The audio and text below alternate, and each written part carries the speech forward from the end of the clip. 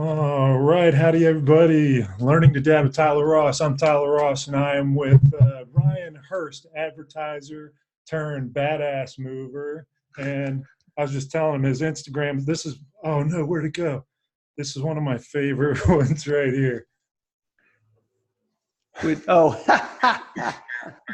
Particularly the sound attract. Bow, bow, bow. my cameraman. Yeah, that was a lot of fun. So that's pretty recent. Yeah. So, Yeah, Rye Hurst on Instagram. It's a lot of fun. It's great to meet you, man. I appreciate your time thanks today. for having me. Thanks for having me. Yeah, you're in Japan now. That is correct. I'm in Osaka. I've been here. I've been in Osaka. What? I don't know, about 25 years now, I guess. So went to school over here. Ended up staying. Can't escape. So married. My wife is Japanese, and we have two kids, age 11 and 9. And yeah, like I was just saying, it's summer break, so my son is hanging out here with me at the gym, studio, man cave, whatever you want to call it. So Yeah, so GMB, Gold Medal Bodies, that was born in Japan, in Osaka? kind of. So I was actually involved with a different fitness organization before GMB, and so what I would do is I would go around the world teaching and whatnot. And I actually met Jarlo Ilano, and we met online through this fitness organization. This is like, I don't even know how long, like maybe 15 years ago. Yeah. And yeah, I was out teaching, and during a break, during this seminar I was teaching, Jarlo was there too. And afterwards, we were in the car going home. And during one of the break, I was kind of messing around, doing my own thing. And in the car ride back, Jarlo was like, "Hey, man, you need to be teaching that stuff." And so in the car ride back, we came up with a company. And Jarlo named it Gold Medal Bodies. We just go by GMB Fitness now. But yeah, and so in that car ride back, basically, Jarlo was like, "Yeah, let's do a company." And so we started it. Here in Japan, though, Andy Fawcett, the three of us kind of started it together, to be honest. Really, it was like Jarlo and I. Like Jarlo basically came up with this idea, and Jarlo and I realized right away we can't run a company. And so Andy's, the brains behind the vision and things like that. So yeah, it's grown. So we started, the three of us kind of started off just, I guess you'd say, kind of at a whim and just trying to see how it would go. And bam, grew into this huge thing, and we're up to 23 full-time employees right now, which is pretty crazy. But That's amazing. yeah, it's good stuff. Good stuff. And so we started it. When we started it, it was the goal really in the beginning was just so we could like support our families. Yeah. That's what it was. And so, I started it when we started. I guess I'll say I'm 46 right now. So it's 9 years. We're on our 9th year. So almost 10 years ago. 36 years old, and I'd come off of I had surgery, reconstructive surgery. I completely blew my shoulder out in judo. I came over here for martial art for Japan, and I'd quit, and I was just focusing on the fitness side of things. And my daughter, my son was born at that time too. He's just born, and so very, very, very young. And so I'm like to my wife, "Hey, baby, gonna quit my job and start this new company. It's gonna be great." She was like, "Are you crazy?" But she supported me, and it worked out, thank goodness. So yeah, but yeah, GMB was really just in the very beginning. We just trying to relate to guys like us, guys who work, and it's not like they have all day long to do fitness. Yeah. They have a family, and they want to take care of their family, and they just want to be able to enjoy their life. And so that's really the focus of GMB. It still is. It's all about helping people to be able to do the stuff that they want to do, without that fear of thinking that they have to be doing the fitness. And so even though we are a fitness company, we kind of, think of ourselves more as an education company and helping people to better understand what they need for their life, rather than tell them that they need to be working out a particular way or doing something that might not match their lifestyle. So I relate to that. It's kind of the point of the podcast. There's no like handbook on your fitness or how to raise your yeah, kids. So like, let's yeah, share and figure out what's right. exactly. That's exactly right. Yeah. Something you touched on that I'd love for you to kind of unbox a little bit is your transition from, I believe you were in advertising or marketing, into taking this new risk and being about the same time of having a kid. Like that takes kind of a sack to say, I'm going to stop doing what's paying the bills and go create something. Right. I mean, Yeah. based on reading your story on your website, like you're so much happier and fulfilled now. Oh yeah. Oh Take yeah. me on that journey a little bit. Yeah. So actually, I graduated from college or uni, depending on where you are in the world. And my major was advertising and Japanese. So I ended up working for a Japanese company for exactly 1 year. Yeah. And I was like, yeah, this ain't gonna work. Yeah. And during that time, I was actually it wasn't really the advertising department. It was more kind of like promotion kind of thing. It wasn't me. And that was the first time in my life where I had not moved my body. Like I was so busy working for this Japanese company. Like I remember I would go in at 7 a.m. and because I was a Shinyu Shine, which is like new guy, right? And so over here, the new people, the first year in the company, they would go and have to clean the office and get ready for everybody else. So work would start at 8. And it would literally work until like last train. And I did that 6 days a week.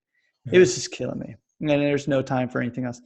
And after a year, I quit and ended up working at a martial arts complex, Shrine, and getting back into my martial art and, and the fitness side of things. So even though I did, graduate in advertising, I really didn't have any experience. I had that 1 year of hell, but that was about it.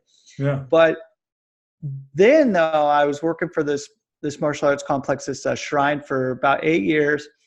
And my boss at the time, then he was like, "Hey man, you need to be doing your own thing." He's like, you're doing great. Venture out, do this. So like no experience of running a business or doing anything like that. I started my own gym and started doing things like that. So it was kind of like jumping into the deep end. And so even though I had graduated with advertising, I didn't know anything at all. And luckily though, I had some people around me that helped out a lot. Andy was actually my client.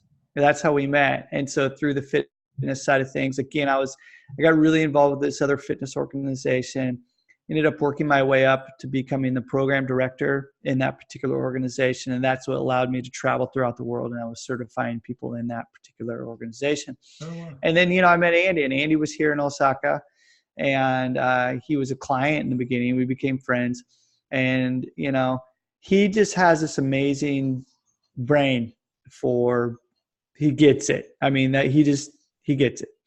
Yeah. He does his thing. I'm good at, this. Jarlo's really good at this. And the cool thing is, coming back to your question, it wasn't a matter of me just simply like saying, "Oh, I'm just going to quit everything I'm doing and just jump in."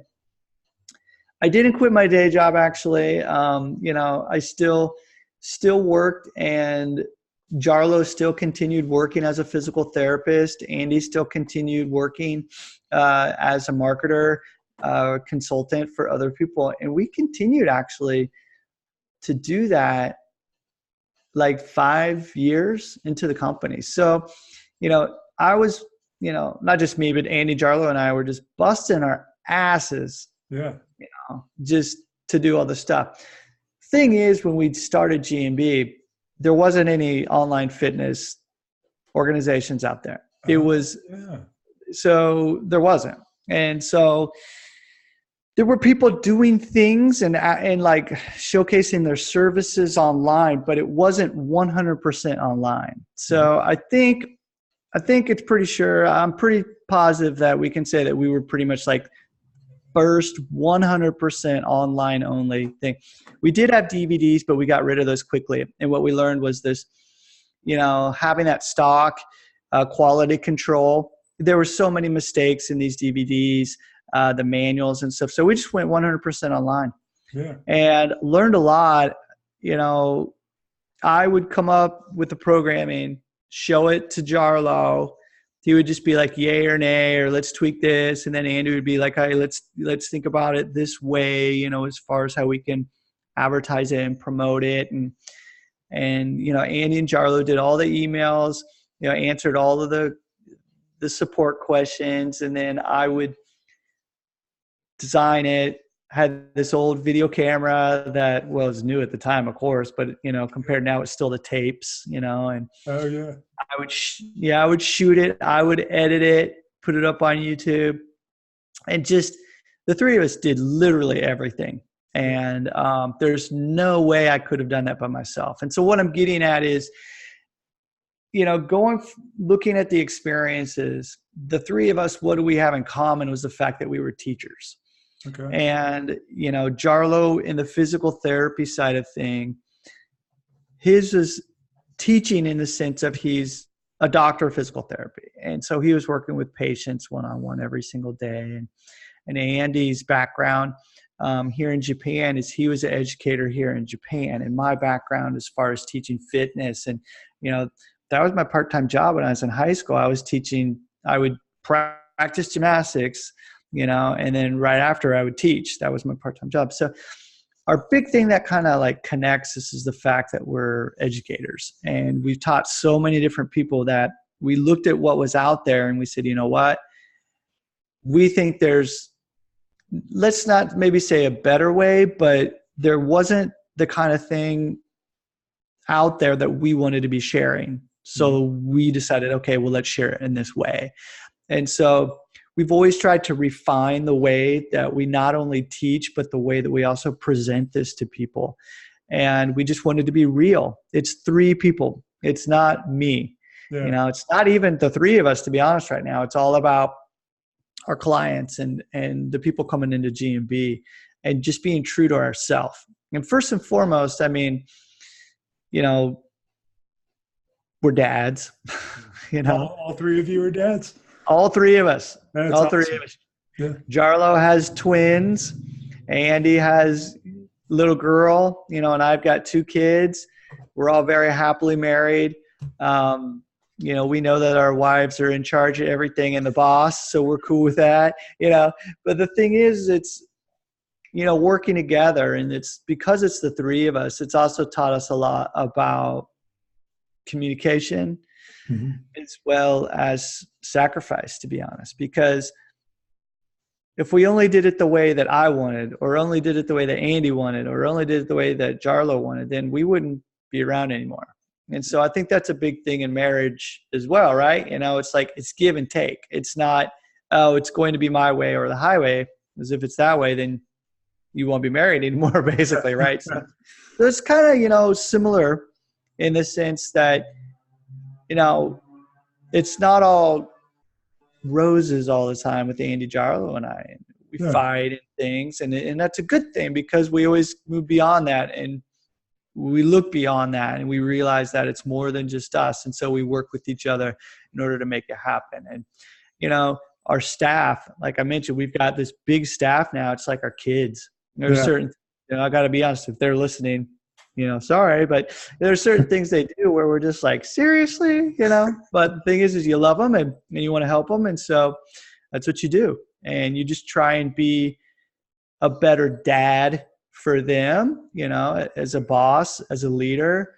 And, you know, just like going into having, you know, I don't know about you, but when I found out my wife was pregnant and I was going to be a dad, I freaked out. I was like, I can't do this. Yeah. I don't know how to be a dad, right? But the thing is, it's like anything. You just do the best you can, and you learn from your mistakes. And you're going to make mistakes. We've made a lot of mistakes in GMB, a lot. But I think that's a good thing, because, you know, it's not about like, it's about making mistakes faster and learning from them faster so that you don't do that same mistake later. And I think that's a big reason why we're still around, is that we've looked at what worked well and what didn't work well at all.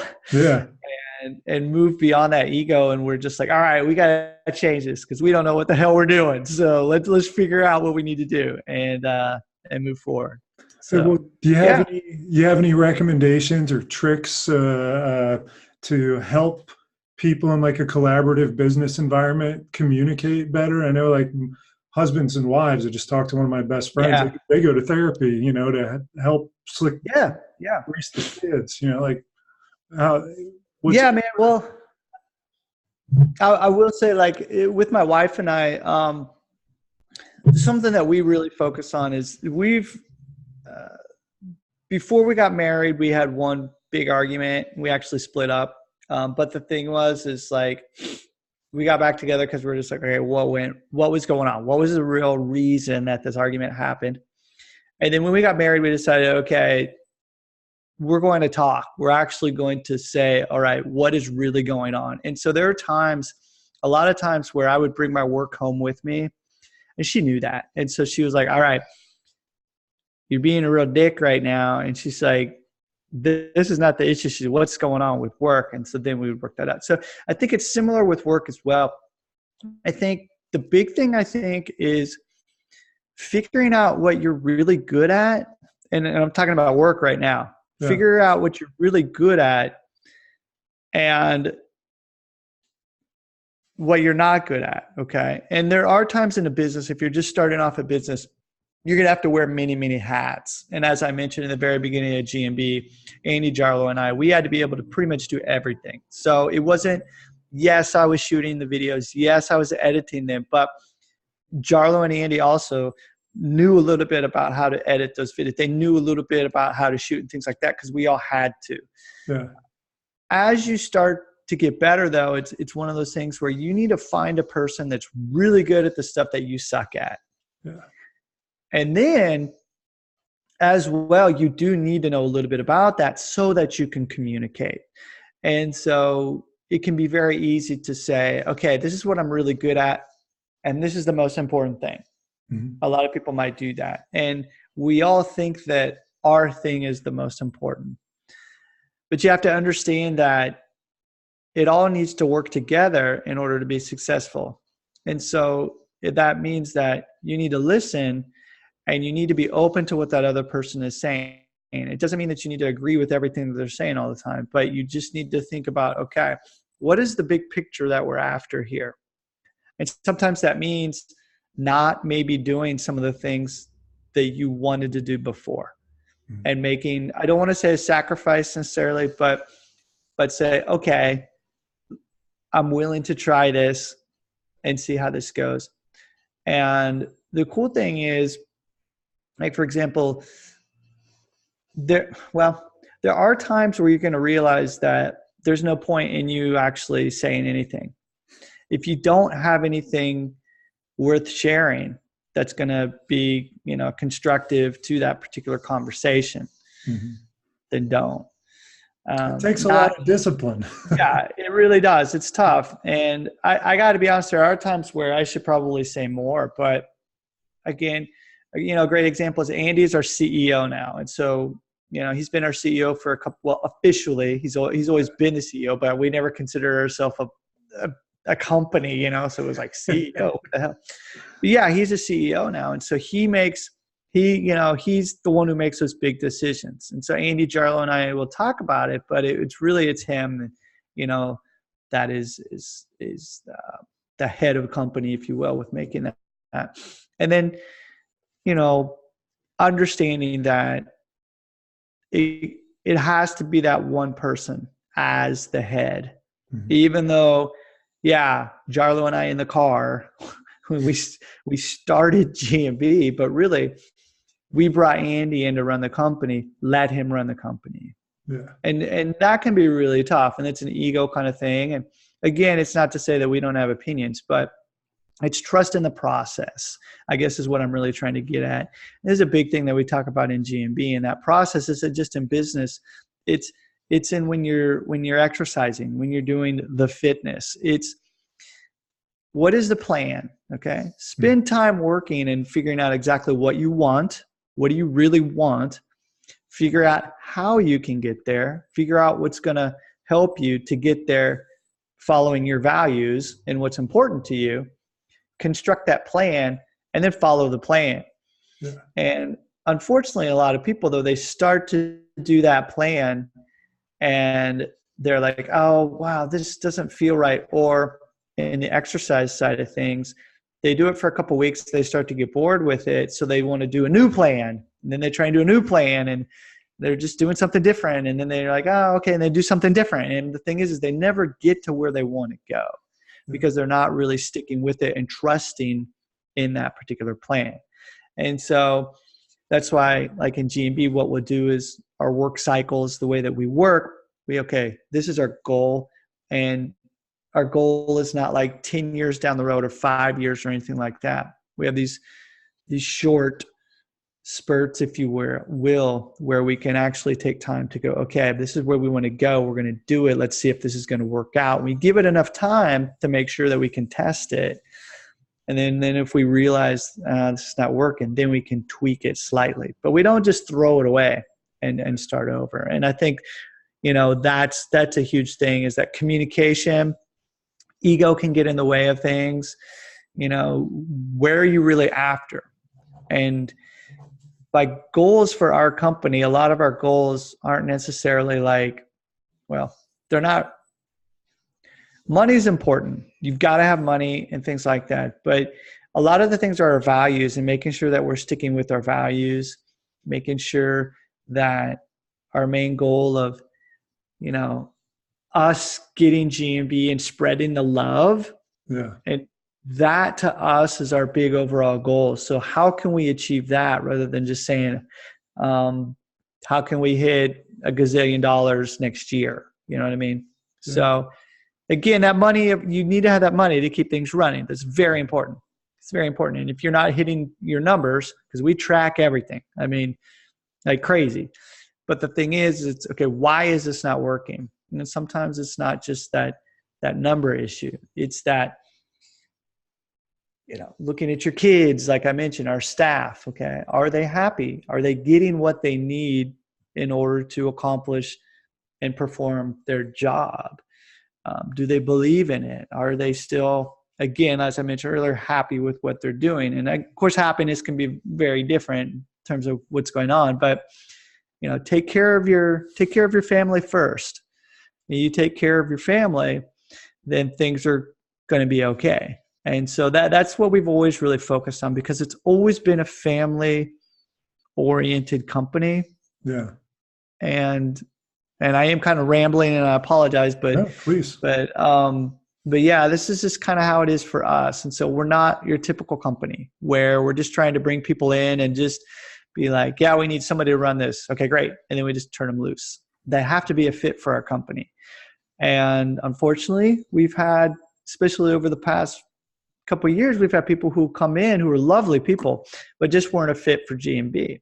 Yeah. And that's great, because we would, rather have a person working at a place that fits them and works for them instead of having them be unhappy and not a fit for what we're after. So it's like that with the family too. I mean, if something's wrong with my son, I'm not just going to be like, just do your job, kid. It's like, okay, what's going on? Yeah.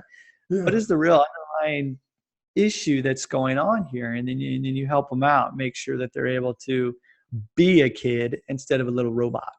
Yeah, that's I like the kind of way you painted your company as being a family, like the kind of a patriarch in a sense. Sometimes you tell them what to do, sometimes you help them do something, and sometimes you get out of the way and let them be awesome. And we do have a lot of, sorry to interrupt. I mean, and don't get me wrong, we're not all sitting around the campfire saying kumbaya. I mean, even within the family, you're going to have certain like dynamics and things like that. But that's a good thing, because we're all able to communicate. And I think that's really what makes it work. So is your company based in Japan? Is that where your 32 employees are? No, we're 100% online company. I'm located in Osaka. Andy, CEO, is located in Tokyo. He just happened to move back to Japan. He was in Hawaii for quite a while. Jarlo, COO, he's located in Seattle. Then, and so I'm trying to think, we don't have anyone who lives in the same city. So Yeah. all over the world, like literally all over the world. And, Europe, United States, Canada, all over So Japan. these are employees that service the company, not necessarily certified trainers. No, yeah, both. And so because of what we do, because it is a fitness organization, so for example, support is huge in our company in terms of if you send a message to us, you're going to have a live person respond to it. And that person has they're specialized in what they do. So for example, if you send us a question related to a training question, then one of my trainers is going to answer that, a trainer who's on staff. Yeah. And so, the other thing too is we encourage all of our staff members to actually go through what we call the apprenticeship. And so it's a 4-month process to become certified, to become a GMB trainer. Mm-hmm. It's not a weekend certification. You got to put in the time, really learn how to be the best instructor you can be. And so even though our staff members might not teach in terms of go out and open their studio and teach that way, we do encourage all of our staff members to go through that process, because like anything, they need to know what's going on in GMB. And so anytime you get a reply regarding training or any of the fitnessy side of stuff, it's from one of our certified trainers who's on staff. Yeah. I'm very impressed with the program. I have a real estate company. I do this podcast. I got 2 kids, lots of other stuff, but I'm a workout junkie, and I thought, I got to go get certified. And if I was going to get certified, I would either do it with you or Check. And Paul Check. Great. That's awesome, man. Thank you so much. I just think so highly of what you're trying to do, what you are doing, and just the way that you guys move, is amazing. I mean, thank you. Find a 25-year-old that can move like you and a lot of your students and trainers. So. Well, I really appreciate it. Again, I mean, we're not your typical fitness kind of, organization where you just go to the gym and work out. It's really just trying to help people move better. That's it. That's really it. And, whether it be surfing, whether it's snowboarding, rock climbing, just playing with your kids, it doesn't matter. It's just like, what do you need? And I think that's unfortunately sometimes missing out there, and that's what we're just trying to do, is basically be like, all right, here's stuff that's going to help you to be able to do the other stuff in your life. And that's what it's about. So, yeah. That's awesome. Well, talk to me about martial arts. I know you do judo, you do jiu-jitsu. I saw several other listed in your I got again, I started martial art. Well, I did gymnastics. I started gymnastics very early age, and that was my thing until I was 18 years old. But even during that time, I got into martial arts. So I was studying martial art, and that's what really got me to Japan. Mm-hmm. And I came over to Japan. I was up in the northern part of Japan, a place called Niigata. I went to the university there, sister school. I went to a sister school as an exchange student, and I ended up staying. And that got me over here so that I could train martial arts, because I wanted to go deeper into it. So I was doing kendo and judo. And my kendo instructor just took a liking to me. I ended up moving in with his family.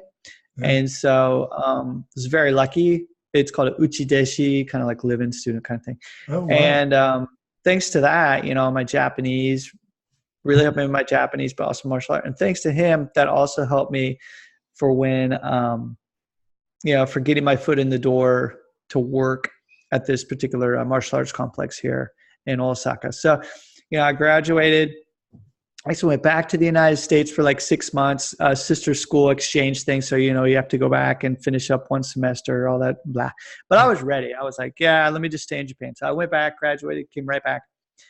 So I was working at the shrine. It was really cool because there were some of the top instructors in Osaka at this particular shrine, this martial arts complex at the time.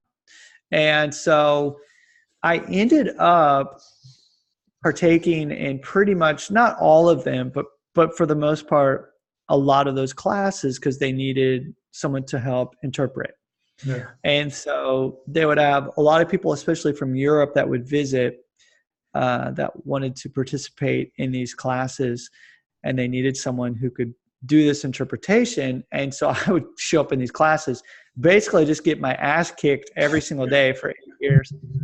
But it was great. And so, like, I mean, you know, it's like anything, do something long enough and you're going to achieve a certain level. And so that's why I've got, you know, what, like 5 or so black belts just from simply doing all the stuff. So, you know, did that. Judo was my big thing. I just absolutely love judo. Olympic style judo I think it's good. It's changed a lot now. I mean, whatever. But I really enjoyed what's called Kosen judo, which it's a little bit different. It was, you know, basically before the Olympic style judo. And so it's basically like you throw the guy on the ground and then you start grappling until somebody taps out. So that was basically what I really enjoyed. I was very lucky because I had the opportunity through my kendo that I worked with the police. And so that led to allowing me to work with the police team for judo. So I ended up going to a different place to do judo. Yeah. I went to Minotoku, which is the police, what you call it in English is horrible. It wasn't the headquarters, but it was just basically like, it was, you know, they had a really good judo team. So I did judo with them. And then I also go to the Osaka Castle. And so twice a week I would go and train it, which was amazing. Here's a guy from Wichita, Kansas, you know, walking and going to this castle to do judo. It was just so cool. And so I got to do that. And then got really into Shorinji Kempo, like third degree black belt. Yeah, third degree black belt. And that. It was just because doing it for so long. Yeah. And then, you know, did all of that. And ended up going into GMB, and it was kind of like, okay, my judo career was done because I blew my shoulder out. I did Shorinji Kempo, but it was one of those things where I needed to focus on the business and not getting injured. Yeah. And I was just too beat up and I was too exhausted. So I took a little break from martial arts for a little bit, but then I got back into Brazilian Jiu-Jitsu. And that's really my passion now for martial art.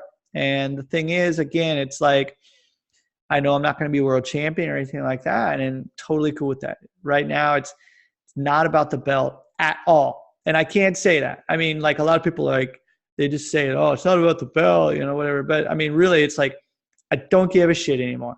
Yeah. You know, I've been there. I've competed in judo and kendo and everything. And it was just like, I simply want to do it for the enjoyment, the pure enjoyment of it. And I want to be able to do it for as long as I can. And so that's why I only train once, maybe twice a week now. Yeah. And the reason for that is there's other stuff in life that I want to be doing.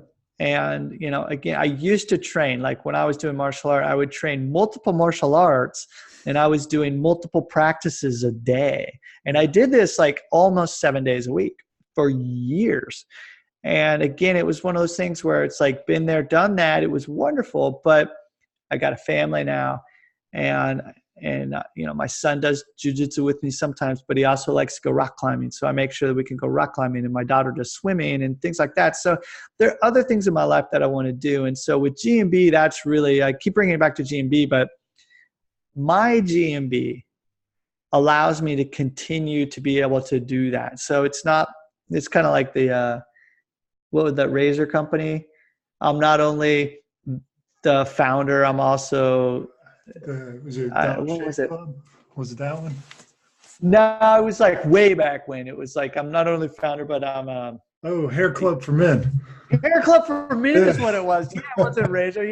Yeah. So it's like, I still like GMB for me is like, it allows me to continue doing this. And so that's kind of where it is. But martial art, yeah, it's Jarlo and Andy. You know, we've got that education background, but the thing is all from martial art. And so the three of us are, you know, martial artists. That's really what it's about. And martial art plays a huge part in GB. I mean, we don't advertise it as that or anything like that, but our martial art has such a profound influence on how we teach and how we've set things up in GMB. And if you are a martial artist, you probably see that within there. And so it's just a lot of fun, and even, Jarlo now, it's, even though we trained and we, competed for so long, our passions are a little different. They've changed. So like Jarlo right now, he mainly focuses on teaching women's self-defense. Andy's I think he's fifth degree black belt in Taido. And his thing right now is he's, looking more at moving into more of like a leadership role within Taido. So it's changed, and it's really cool as you age and how you can still be involved with things, but it's different than just the egocentric thing of wanting to like take a guy down and choke him out. That's still fun. I like doing that, but it's like, it's different now, So just like when you age with your kids, and so getting the kids involved and doing new things with them. Yeah, I'm 10 classes into Brazilian Jiu-Jitsu, and I think I'm loving it. I'm hooked. Good. I tweaked my neck 2 weeks ago, but I'm taking private so the guy doesn't land on my neck. So Good. Still learning, but the personal growth in just 10 classes I can feel already. Oh yeah. So my question for you is going to be pretty specific in like how does martial arts impact your business? Not absolutely. That's a great fitness part, but like how does a martial artist go be a great real estate agent or bowling alley attendant or shoe salesman or whatever? Yeah. Well, you know what? I mean, the one thing that I think that's great is the fact, and we can talk about this in terms of Brazilian Jiu-Jitsu for any of those out there who are listening, you'll get this right away. But by learning to be comfortable in an uncomfortable position, it allows you to get clarity in the sense that you don't rush and you into reacting a particular way. And so what you do is you can actually take the time and be comfortable to allow yourself to say, okay, what is my best option here? Rather than just lashing out and just freaking out. And, you know exactly what I'm saying. I mean, you're 10 classes in, and there are times where, I'm really also happy to hear that you're doing private lessons, because in the very beginning, that's when most people get injured. My advice to you also quickly, tap soon and tap often. Okay. Tap soon and tap often. I say it out loud too. Yeah. You don't want to get hurt.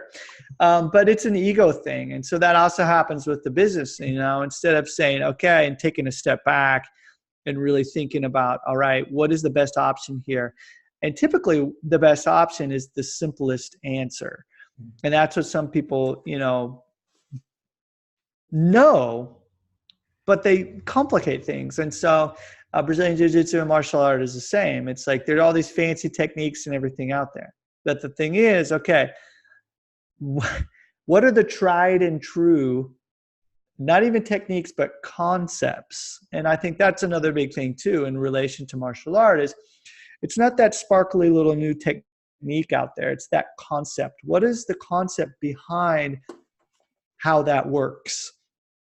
Understanding that, looking at the foundational movements, whether that be for martial art, whether it be for business. Okay. And if we're talking about anything, doesn't matter if it's business, martial art, learning a language, it's okay, where do you need to start? What are the basics? And spend more time on those basics instead of jumping ahead into the next thing. Because so many people out there that are like, oh yeah, I want to do this, and they try and jump up here, but they're not ready for that. They're not even ready for like the next step yet. They still need to spend more time. So understanding also that it is going to take time and giving yourself, allowing yourself that time.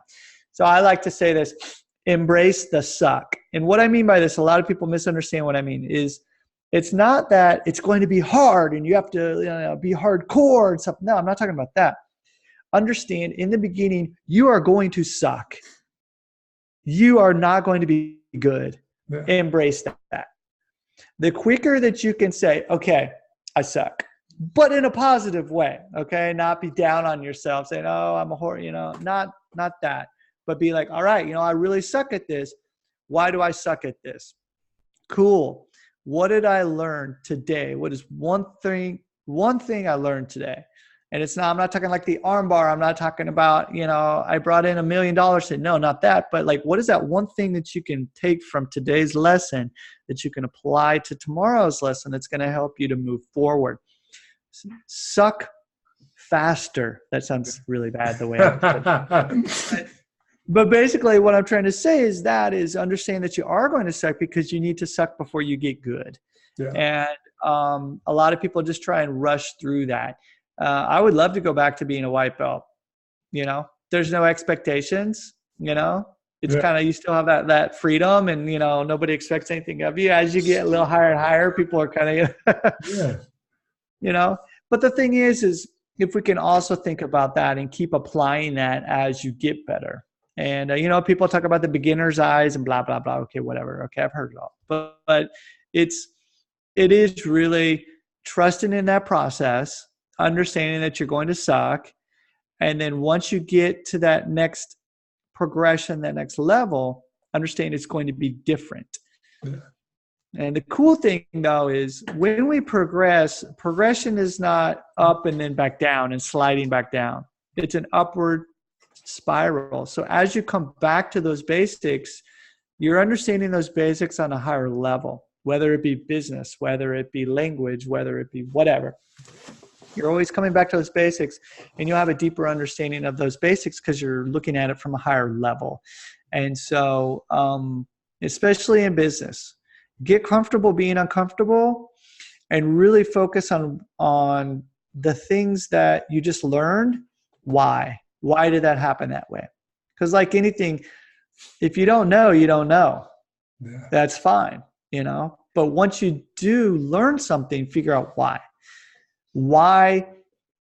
I mean, I don't know, like if you really want to look at business and you want to grow your Instagram followers, it's not a matter of just posting just good content. I mean, that's extremely important. Great content is extremely important, but why are people connecting with you? What is it about this particular post that is drawing so much attention? How can you use that to connect and help the viewers more? It's all about helping more people.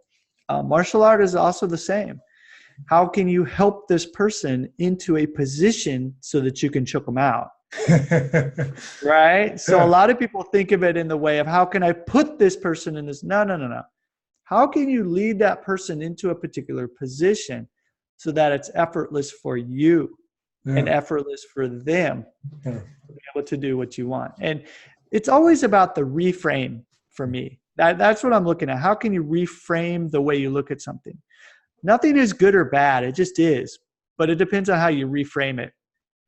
And so when teaching, that's the same thing. I don't want to right now I'm talking a whole lot. But when I teach, I only give out one cue. I'm going to try and help that person, give them one thing to focus on that's going to hit the majority of all the stuff that I want them, to do, and make it easy for that person to be able to do that. So now I'll ask that same question, but rather than business, how has martial arts informed your relationship with your wife or your kids? Like raising kids? Well, yeah, absolutely. So this is great. You have to be able to adapt. You never know who's going to be standing in front of you when you need to use your martial art. In a perfect world, the person who's standing in front of you would be, I don't even know, like someone that you've trained with before, that you know exactly what they're going to do and you can deal with it. But the thing is it doesn't work that way. In martial art, it's simply, again, it's those concepts. Everybody talks about techniques, okay? But was it Mike Tyson? Everybody has a plan until they get punched in the nose. It's like they go out the window. And so the thing is you need to understand, okay, what are those core concepts? And do you truly have mastery over them? And mastery, what I mean is I'm talking about the Japanese version of mastery, where today you've mastered something and gotten a better hold on it, and you're working towards always getting better understanding of that. So it's a never-ending process. Yeah. It's a never-ending process. So using those concepts, so like, for example, in marriage, I think I know my wife until I don't. And I'm just like, oh, shit. Okay. All right. Here's a new one. And it works the same way. It's like my daughter right now, she's 11, and she's going through girl changes, woman changes. And I'm just like, holy shit. Yeah. This is territory for me. So like, you know, looking at the martial arts side of it, for me, it's basically like, all right, what can I do? I can make sure that I'm confident in the sense that I control the things that I know I can control, and I let go of the things that I can't control.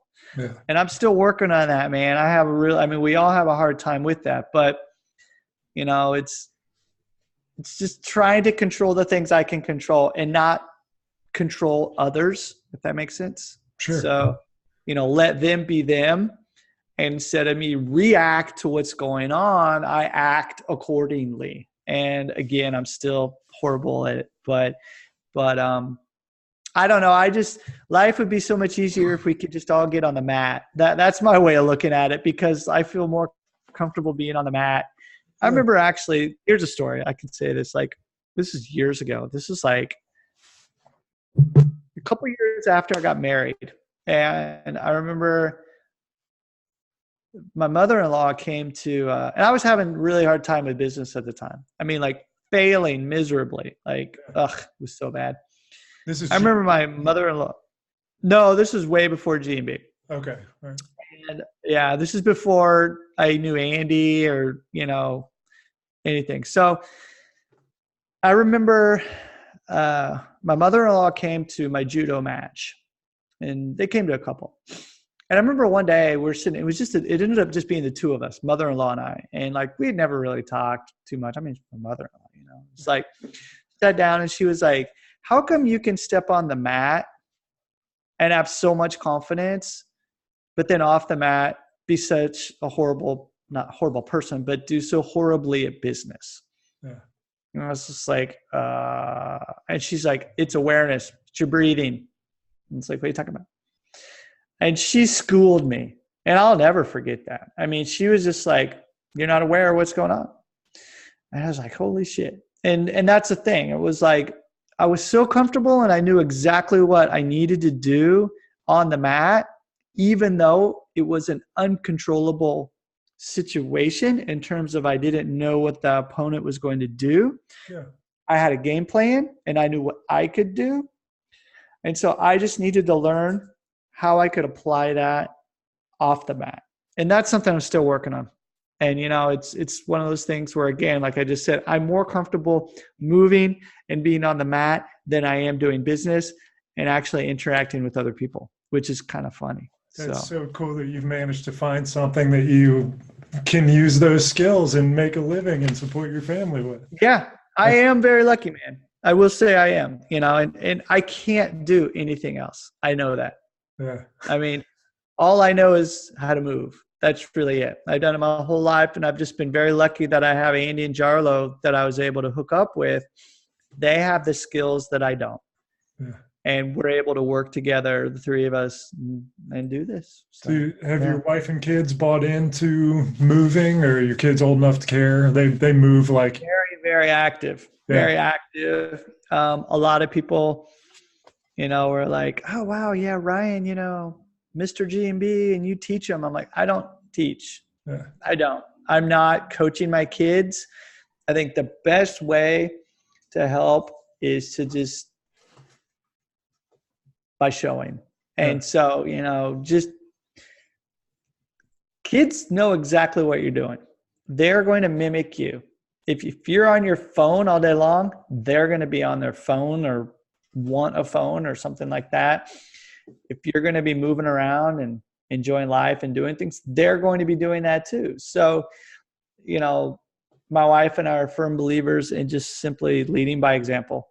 Yeah. And again, we're not perfect at all. I mean, there are times where I'm just like, I just want to sit on the couch. I'm tired, you know, and that's great, whatever. but my kids are very active. My daughter's on the junior Olympic swim team. Yeah. But again, I don't coach her. That's not my job. So I just encourage her and do what I can. But, so this is a little off topic. I missed the segue into it, but I'm curious, like, because as Gary Vaynerchuk would say, the internet is democratized opportunity for people, and a lot of people want to be, influencers, and just like authors were influencers, back in the day. Do you feel comfortable with that title? And if yes, how do you know? As a teacher, wouldn't you feel like you're an influencer? I mean, so this is something that's been really tough for me. This is something actually that's been tough for GMB. I've never been the kind of person to like show off. I've never been the kind of person who's like, hey, look at me. Yeah, I'm like awesome. I have a really hard time with that. Andy and Jarlo, they used to always get on my case and like, dude, you need to be showing off more. You need more confidence, kind of thing. And again, it was one of those things where I'm like, it's never really been me to do that. Interestingly enough, over the past couple of years, I'm very comfortable with it, but I don't want to say showing off. I'm very comfortable with myself, if that makes sense. And so now, the big change for me, to be honest, was I stopped giving a shit what people thought of me. Yeah. And I care in how I can help other people. I don't care what they think of me, if that makes sense. And so I wonder how you got there. Well, it was very easy. It for me, well, it wasn't easy. I'm sorry, but like that turning point, I know exactly when it was, and it's actually been closer to about what is it? So about 9 years. So I would say about 5 years ago. I got sick of reading the comments on YouTube. Yeah. I was just like, people can be real assholes, Yeah. And I was like, and I just decided, I'm like, okay, I can let this get to me, or I can like just be me and help the other people that want to be helped and I need my help. You know what I mean? Yeah. And that was a change. And it wasn't that people were horrible or anything like that, but it's just like, you got these what like keyboard coaches out there. And I'm just like, like they know nothing about me, my background, whatever. People just always feel that they need to comment. And I was like, I'm not going to get involved with that anymore. And that was when things changed. And I was just like, I don't really care what you say about me. I really don't. All I care is what we're doing here in GMB helping you or not. That's all I care about. Yeah. And so, and that's really what it changed for me. And so that's why now I just can be myself. So, I mean, influencer, people are mentioning that to me and I'm like, great, that's really cool. And I do feel that I do have a responsibility to do that in a way that's positive and helpful for people. And so that's like, if you look at my Instagram or, Facebook or something. So this is an interesting thing too, is, I own an internet company. Yeah. I actually hate being on social media. I hate it. Except for the fact, like with you, I get to meet you and we can, talk, mainly just me jabbing away. But like, there are some really great people and, the opportunity to be on Instagram. I enjoy Instagram. I'm not a big fan of Facebook, just simply because it's gotten kind of weird and some things, but YouTube comments, But what I mean is, if you look at my Instagram account, I'm never going to badmouth a person. I'm never going to badmouth another person. I'm never going to comment about what I feel a particular person should be doing and how they should act, because I don't know that person, that's their prerogative and how they want to do stuff. So, I share some things about me in my life and hopefully that can inspire other people to do things. But again, I'm not trying to tell people how to do things. I'm just trying to, like I mentioned before, lead by example and saying, okay, I'm 46 years old, married with 2 kids. I live in a different country. I've had like way too many surgeries. I've learned a lot. I'm not perfect. I have to wear reading glasses now, but I can still move. You know, I can still do the stuff that I want to do, and I'm just trying to enjoy my life. And if I can be an inspiration and help you to do the things that you want to be doing, cool. Let me help you. You know, that's really is for me. So I never started out wanting to be the coach or you know, guru. Or, we hate that word. I'm not a freaking guru. Okay. I don't even like being called coach. You know, it's Ryan, you know, and, you know, it's like, I'm just a dude, you know, who happened to be doing this stuff, and I just want to help other people. So really that's in my life right now. It's a little bit different. I guess you could say, you know, as you get older, you kind of hit that point, and I'm kind of at that point in my life where it's more about service, if that makes sense, in terms of like, you know, I'm not saying I'm done with where I want to go with my life, but now I'm really more focused on how I can be more helpful to other people. And once again, kind of babbling, but this is a topic though that I get asked every once in a while, and it's, you're such an influencer, and I'm like, ooh, hold on just a second. That's great, but that wasn't, you know, my main goal for doing this. So. Well, for Anyway, what it's worth, yeah, I mean, I think the title, until I heard it framed, to use your expression, in a way that made sense to me, which was, you know, authors in the 17th century were influencers, influencing people, inspiring people. So to the extent that that definition applies, I think you're a wonderful influencer. Thank you very much. Thanks. I want to ask you about your growing up and your kids growing up. Like, you grew up in Wichita, Kansas, which my grandmother was Miss Kansas City Pepsi Cola back in the 1930s something, by the way. Cool, right? Wow. That's very cool. Yeah. And then your kids are growing up in Japan. You grew up in Kansas. Like, with exception to the context difference of internet, no internet, and all these things, like, what are some of the what are some of the context differences that play to your advantage versus theirs, and vice versa? Yeah, absolutely. So this is a big thing that my wife and I talk quite a bit about. So me growing up, I was outdoors all the time. I mean, pretty much. I mean, I was, you know, Boy Scout, Eagle Scout. When I wasn't doing gymnastics, I was outside playing. You know, we come from a generation, I don't know how old you are, but like for me, I grew up, remember my Hot Wheels, or not my Hot Wheels, 36. But like my, say again? 36, yeah. I'm 36. Okay, 36, yeah. So 10 years apart, yeah. And so growing up, I mean, still we didn't wear helmets when we were on our bike and stuff like that. So it was like, you know, climb trees and jump in the creek and, or the creek, depending on where you're from, you know. So like, you know, that was me. And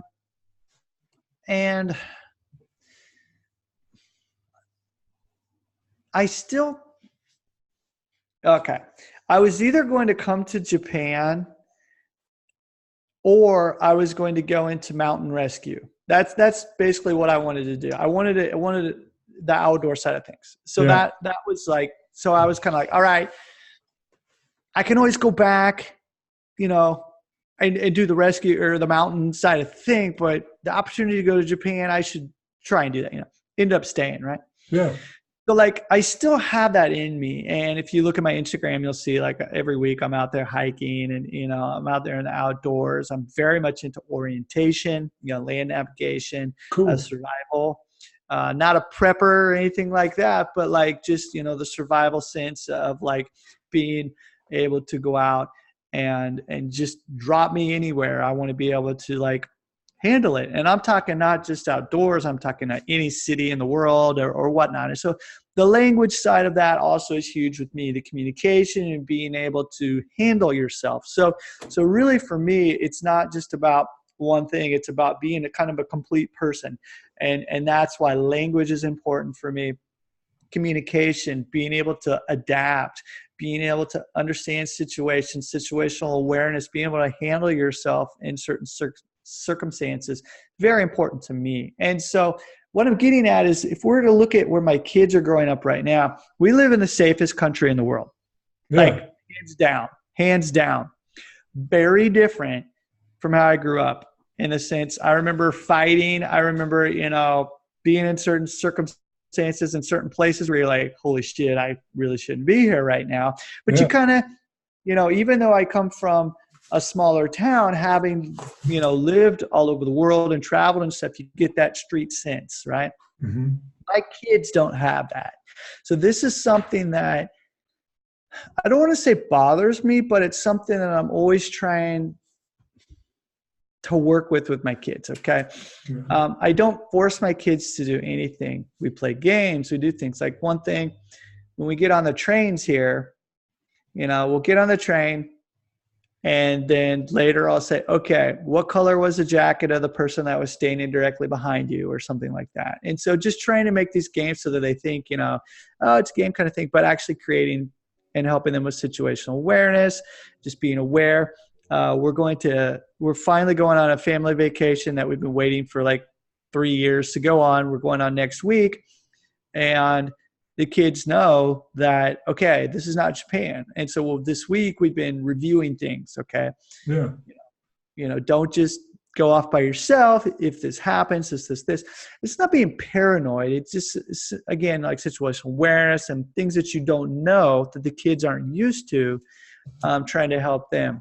So the other thing too is what you mentioned as well. I come from Kansas, which is not a huge, metropolitan area, Wichita, to one of the largest cities in the world, which is absolutely bonkers. Just crazy amount of people, information overload, just intense. Yeah. And I got to be honest, it drives me crazy. Yeah. And the only reason that I'm still here in Osaka is for my family. That's it. Because if it were up to me, I'd be gone like many years ago. Anyway, different story. But thing is I think it's very good that my kids are getting this exposure to being in this sort of city. And the thing is this, I'm not trying to cram things down their throat and think that they need to study something or be a particular way. Because if I can do it and have both, then I know that they can do it as well. Yeah. Language is the same thing. My kids understand English, but they don't speak English at a level that's very high at all to be able to communicate what they want. A lot of people tell me, they're like, that's irresponsible of you. You're a native English speaker. Why can't they speak English? Well, for one thing, we live in Japan. No one speaks English, okay? I'm just like, they're Japanese, great. There's phenomenal, whatever. Yeah. The other thing that I think is too, I speak multiple languages. I learned that later in life. If I can do it, then my kids are going to be able to do it too. And so what I'm kind of getting at is like, it's always going to be different as we move, into, 2020, 2021, 2030, things are going to be increasing even at a faster pace for what we're used to. Yeah. I think it's very important to have multiple experiences and to allow children to grow up the way that is going to be good for that particular area that they're in. With that being said, we're actually looking at moving somewhere else with the family, because another thing with GMB, which I'm very lucky, is I don't need to be in one place. We're an internet company, which means I can literally live anywhere. That's what we're going to be doing. So that's something, to kind of get where I'm going here, is that very happy that we're here in Osaka. They have this experience. But what my wife and I are going to try and do is go to some other places so they can have other experiences and gain some knowledge, so that they can be well-rounded. Yeah, well, it's a great opportunity to ask about education. I don't know anything about the education system in Japan. I have my own opinions here, but how do you feel about education and schooling and their trajectory with that, and just generally? Yeah, so they go to a public school, which we think is great. A lot of people are like, why don't they go to international school, blah, blah, blah. Well, for one, I'm not going to pay $10,000, like a month. That's a little exaggeration, but I mean, like, might as well be that much, I don't know, man. It's yes. I mean, they could go to a different school, private school, whatnot, but public schools are great. I want them to be kids. Mhm. That's the thing. Over in Japan, once they hit a certain age, and once they become junior high students, it's basically they start into the robot life where, okay, we got to start thinking about college. So you're going to go to school all day, and then you're going to go to cram school in the evening so that you can get into a good college, so that you can end up working for a company and be a robot the rest of your life. My wife and I are not into that. Yeah. We're not. We again want them to be kids. We want them to have as many experiences as possible. And to be honest, we don't want to decide and make decisions for them thinking, oh, you're going to be a doctor, so therefore this is what you're going to do. Yeah. We're trying to give them as many different experiences as possible so that they can become interested in something and so that they can move into what they want to be doing. If they don't go to college, we're perfectly fine with that. However, we do want them to have a skill. And so that is very big. My wife and I very much believe in that. So let's say maybe they don't go to college, but maybe they want to, I have no idea, have a sushi restaurant. Okay, great. Well, then you should become an apprentice for the best possible sushi chef. I don't think call him a chef, but sushi guy or woman out there so that you can gain that experience, and it's going to help you to be able to be even better down the road. So that's what I'm really into. And so, same with me. I don't do things half-ass. When I do something, I want to learn as much about it as I can. Yeah. It's not a matter of me trying to be the best. I simply want to be the best I can for what I need and for how I want to be. And I want that for my kids as well. Actually, that's one of my favorite topics you just touched on, is being the best you can. Talk to me about what your self-improvement journey is in relation to, parenting. Yeah, that's really good. That's a huge topic, especially in a multicultural, family. So this is what's different too, because there's sometimes where I might get upset for my kids doing something where my wife is like, "Why are you upset?" And she gets upset, and I'm like, "Why are you upset over that?" It's a cultural thing, and so this also comes back to communication and having an understanding for each other.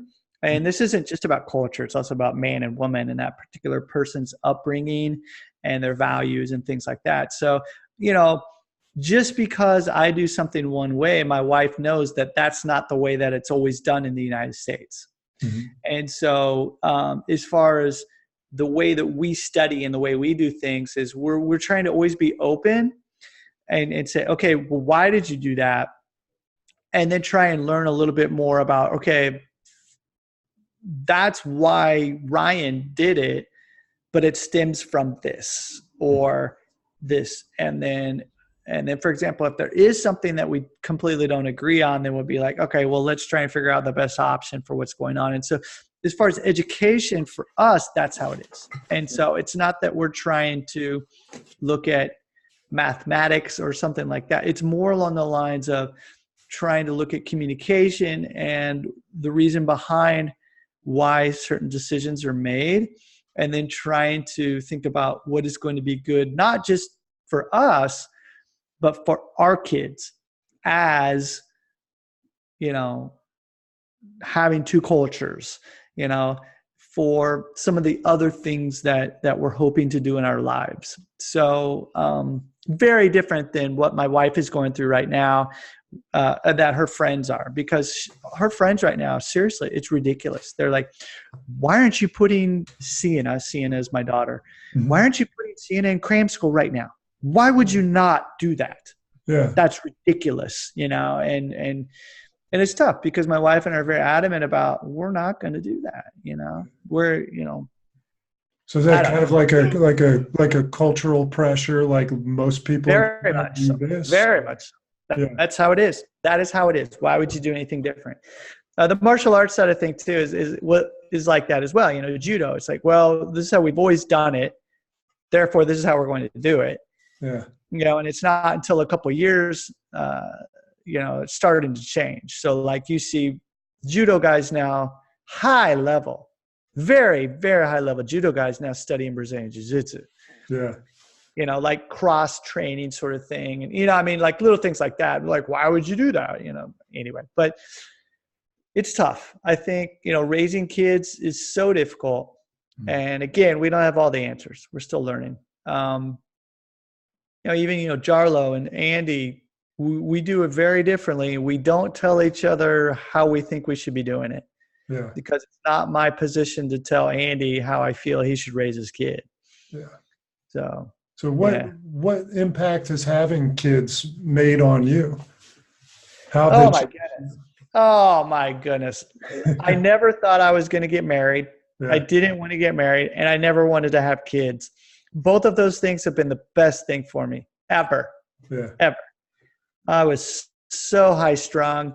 I was like, martial art. Yeah. I will tie you in a pretzel. Having kids has actually taught me restraint. And I will say, even, people who are listening to this who know me really well, they're just like, dude, even up until a year ago, you're freaking intense, man. And yeah, I apologize. But the thing is like, truly, looking at my kids, and sometimes, I mean, you know what I'm talking about. Sometimes, this is going to sound horrible. I mean, you want to strangle them. You're just like, okay, you're done. You're done living in this world. You will cease to exist right now. But of course you wouldn't, hopefully. Yeah. But it's just like, seriously? Did you just freaking do that? But then you got to do the old, okay, I'm going to calm down. So the one thing that I'm really, my wife and I talked a lot about this. And so over the past, I guess it's been a year and a half now. So our big thing was, okay, we're not going to get angry at the kids unless we really need to. Yeah. And I tell you what, man, that is the hardest thing that I think I've ever done in my life. I mean, I've gone through some pretty hard training and been beaten down, like but man, trying not to get angry at my daughter when she's being a little bitch. I tell you what, man, but it's great. And so it's one of those things too, where, even just last night, I remember I'm just like, all right. So she just lost it. Right. Yeah. And I'm just like, all right, I'm going to try and be zen here for a second. Just take a step back, and I'm just going to listen to her, and then we're going to try and talk about it. And it actually worked out okay. Instead of me just being like, you need to calm down. You know what I mean? Well, I got a 5-year-old girl. Yeah. So boy, what am I in for in the next 6 years? I don't even know if I should tell you, man. Just because, like, girls, I mean, it's wild, man. And I mean, having my daughter, I mean, she's me. It is a little me right there. Yeah. And I feel so bad for that girl. I tell you what, my son is a little version of my wife, which is a really good thing. But yeah, man, I think girls, it's one of those things where it's like daddy's little girl. That's just how it is. Oh, and they're so cute and they're just wonderful. But my daughter's at this age right now where you hit that point where it's daddy's stinky, his clothes I don't want washed. I don't want my clothes washed with daddy's clothes anymore. No, don't hug me. No, but why didn't you hug me? It's like, holy crap. You know what I mean? And so, I get it. I work out all the time and I know I stink and all this stuff, but wow. It was just like, it just kills you. Break your heart. You gotta, it does. Breaks your heart. But then you got to understand, okay, she's growing up. It's totally cool. And you just got to just try and be the best. And there's certain things where, like, why does she get angry about that? And you got to understand, well, she's a little woman. Yeah. And then when I tell myself that, everything's cool. And anyway, so that's what you're in for, man. It's going to be so much fun. You're going to love it. I got a 4-year-old boy and a 5-year-old girl. They'll be that age in September. And every other night, my wife and I switch reading books. Oh yeah. We just flip flop every awesome. Single night for 2 years, or for as long as they've been around. Every single night, and every single night, the one that I read to is devastated Yep. Oh, mommy's got to read me the book. No, And that's it ripped my heart out for a year, and now I don't care at all. And it just good. sucks for you. Dad's going to read you a book, and it's going to be Yep. horrible the whole time. That's exactly how I do it too, man. And I think all dads out there, once you get it, you're just like, that's how it is. And then after you read the book, they give you a hug and a kiss goodnight, and they're perfectly happy. Yeah, man. It's crazy. Yeah. Yeah. And the big thing for me though was last year when my daughter was like, Daddy, I need an iPhone. Now I was just like, no, I'm like, you're not even getting a phone, like kind of thing. But yeah, little things like that growing up. And then I can just see, coming down the road, hey, Daddy, I need a dress for prom. And I was just like, no, I don't want to know that you're dating, any of that kind of stuff. So yeah, in the car. I don't know. Oh, jeez. Yeah. Ugh. Well, now, kids are great, though. I tell you, it's thanks. My wife has really allowed me to learn more about myself, especially my faults. I have a lot. But the communication side of things, hopefully getting better. I still have trouble, of course, but kids though, a whole different other kind of communication, right? Yeah. And having staff as well, in a company and trying to do that. I'm lucky. I don't manage anyone anymore at all. Mm-hmm. I don't do that. I focus on the programming side of things and coaching and creating and things. So I'm very lucky with that. But during the time that I was managing people, oh my God, so difficult. Yeah. I just, managing is not my thing at all. Yeah. But I'm really glad I went through it because it taught me a lot about my weaknesses and things that I need to improve. And I've worked to try and do that. And it's helped me in my family as well with how I deal with the kids and my wife as well. So it's really interesting. Yeah. Well, I'm going to jump into I ask all these questions to every person that I interview, kind of sort of rapid fire, short answer question. Cool. So cool. The first one I'll ask is, what is your greatest hope for your children? That they find something that they really love and are able to continue doing it and making a living at doing it. That's what I hope for. Awesome. If you were writing a book about your life as a parent, what would be the name of some of the chapters? Oh my goodness. How not to make a fool of yourself. And the next chapter would be how to make a bigger fool of yourself. I need to because I actually think if you can't laugh at yourself, then you're not enjoying life. Yeah. Awesome. So I don't know that anybody will understand this answer if you don't have. I don't know if you probably watch mostly Japanese television or movies. I don't know. Is there a favorite TV or movie dad that you have? Oh man, I actually don't watch any Japanese stuff anymore. It just kind of drives me crazy. I used to. That's how I learned a lot of my Japanese, but I don't watch any Japanese stuff anymore. Movies, wow. Yeah. Favorite dad? I'll give two kind of random things. So like one of my favorite movies is I think it's called in English The Big Blue, Le Grand Bleu. It was originally a French movie, but it's The Grand Blue maybe is what it's called. It's about a free diver, Jacques Mayol, free diving. It's a pretty old movie. The guy from the movie The Professional. Oh, actually, I think it's called something different. I know who you're talking about. Yeah, Leon. Yeah. Yeah. Anyway, same guy. He's in that. It's an old movie. The Big Blue is maybe what it's called, but in French it's Le Grand Bleu. I love that movie. And then this might, completely different kind of movie. John Wick, man. I love those movies. And what I love about it is not the violence, but the fact, Keanu Reeves, he spent so much time learning these moves and I just love that. So every time I watch that, I'm like, yeah, Yeah, I've seen so Also many the dog. YouTube videos Yeah. of behind the scenes with Keanu, Oh, and everybody has good stuff to amazing. say. I asked the question poorly. Who's your favorite television or movie father?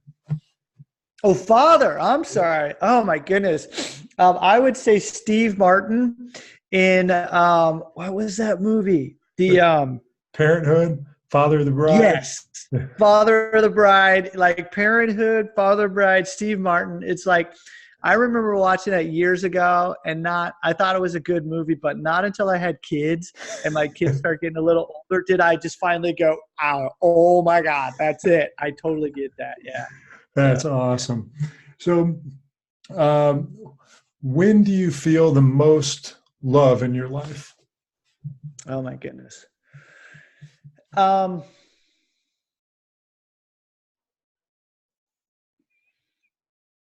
this is well, I wouldn't say it's tough. I think when I feel the most love in my life is when my family's not hurried, and I think that's about it. And the reason I say that is because our lives are so fast paced, and I think everybody out there is probably the same.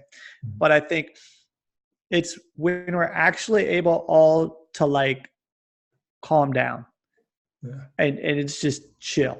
I think that is when the most love is. I wouldn't say it's a certain thing. I say it's a matter of us all being able to be together and be relaxed. So I think that's why I'm looking so forward to being able to be on our vacation next week, Yeah. because I know that we'll be able to be together and I have to worry about swim practice and all the other stuff that's in our life. And I'm taking off from work. I'm finally taking time off work. So we'll just be able to be. And so I think that'll be it. Yeah. That's awesome.